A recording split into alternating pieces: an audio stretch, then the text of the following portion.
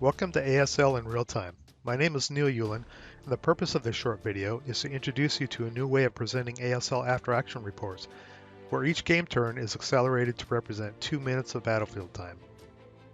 There will be essentially 4 sections to an ASL in Real-Time. The first will be the scenario reveal, showing the historical flavor text as well as the game length. The example just shown, an 8-turn scenario would last about 16 minutes on the battlefield, and that length would be reflected in the accelerated gameplay. The second section will be comprised of supporting historical information, including items such as the historic battle location, in this example, just inland of Utah Beach. Here you might also find insert media that shows the broader map location, the Normandy Peninsula in this example. Or you might find historic video clips showing action directly from the World War II battlefield. And finally, you might find static image to help set up and visualize the scenario.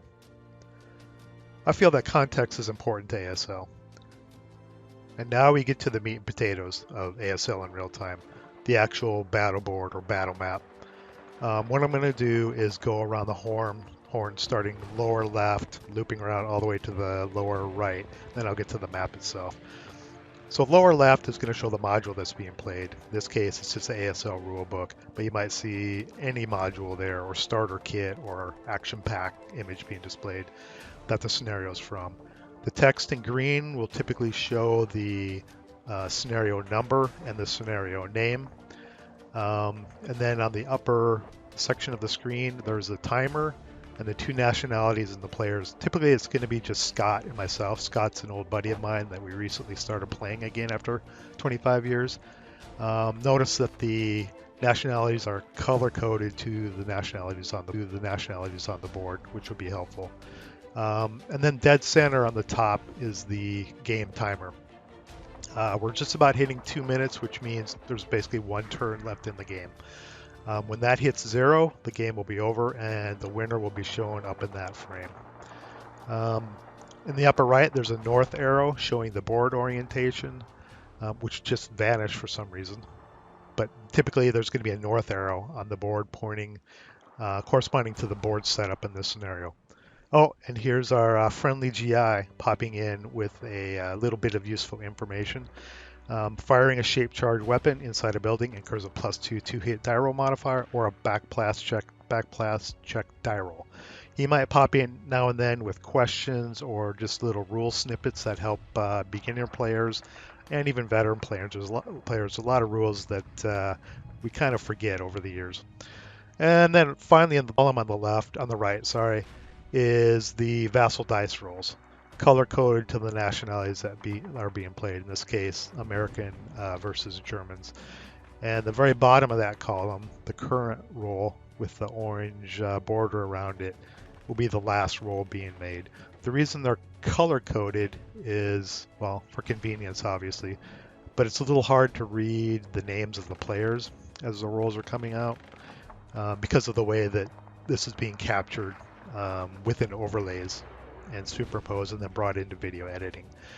So now the battle map itself, it's not going to show all the gory details that you'd see playing Vassal on your own. In other words, you won't see me expanding and contracting stacks or dragging counters on the screen. You won't even see the mouse moving around. All you're going to see is counters being placed, counters being moved, maybe some firing and line of sight checks, that sort of thing. The reason for that is I film or I capture Vassal in a separate play window than the one I'm actually playing in. So I have 2 sessions running, one for capture and one that I'm actually playing in. And ASL in action will be a Vassal only thing. There's no way that this could be accomplished on a real map board. Okay, the scenario is over. The Germans have been victorious because the Americans were not able to take the hexes within the buildings. And then after that, after the end of the scenario, and there will be commentary over the whole ASL in action between myself and Scott.